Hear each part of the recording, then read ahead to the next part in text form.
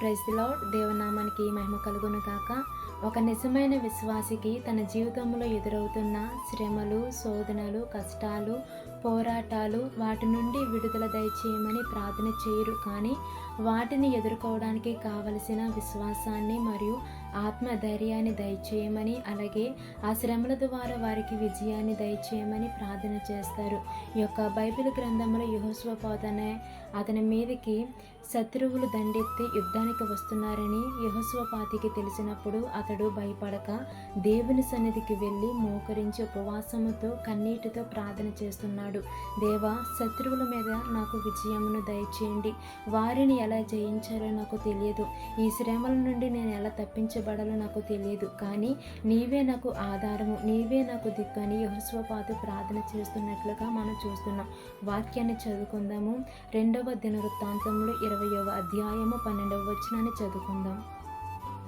మా దేవా, నీవు వారికి తీర్పు తీర్చవా? మా మీదికి వచ్చు ఈ గొప్ప సైన్యముతో యుద్ధము చేయుటకును మాకు శక్తి చాలదు, ఏమీ చేయుటకును మాకు తోచదు, నీవే మాకు దిక్కు అని ప్రార్థన చేసెను. అలాగే 16వ వచనాన్ని కూడా చదువుకుందాం. యెహోషువపాతు ఈ విధంగా ప్రార్థన చేయగా దేవుడు యెహోషువపాతు చేసిన ప్రార్థన ఆలకించి అతనికి గొప్ప విజయాన్ని ఇచ్చాడు. దేవుడే యెహోషువపాతు పక్షమున నిలబడి దేవుడే యుద్ధము చేశాడు. 16వ వచనాన్ని చదువుకుందాం.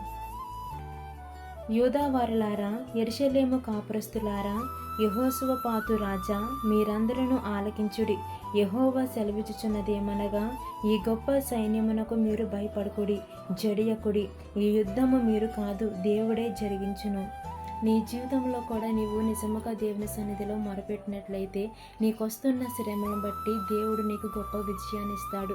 నీకు ఏ శ్రమల ద్వారా అయితే నీకు విజయం రావడం లేదో, నీవు దేవుని దగ్గరికి వెళ్ళి నీవే నాకు దిక్కు ప్రభువా, ఈ శ్రమల నుంచి, నా శత్రువుల బాధ నుంచి నాకు విడుదల దయచేయండి, నాకు విజయమును దయచేయండి అని ప్రార్థన చేస్తే ఖచ్చితంగా యెహోషువపాతు చేసిన ప్రార్థన ఆలకించిన దేవుడు నీ ప్రార్థన కూడా దేవుడు ఆలకించి నీ గొప్ప విజయాన్ని ఇస్తాడు. ఆమేన్. God bless you.